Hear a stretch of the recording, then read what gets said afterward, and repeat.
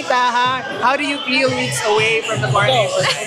Of course, I feel so excited because after all the weeks now we've been preparing for the coronation night. At ilang step na lang, ilang slip na lang, yes. How is your preparation different this time? Actually, not much different from my previous pageant, but of course, this is Miss Grand, so more pasabog, more baklaan, and more energy. Your message to everyone?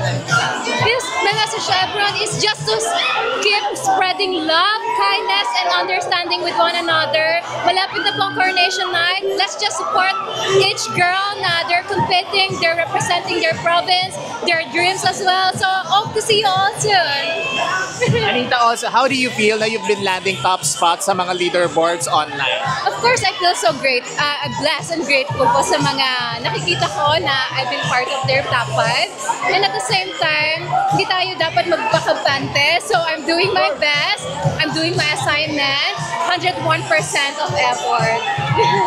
Maraming salamat po, The Crown Philippines.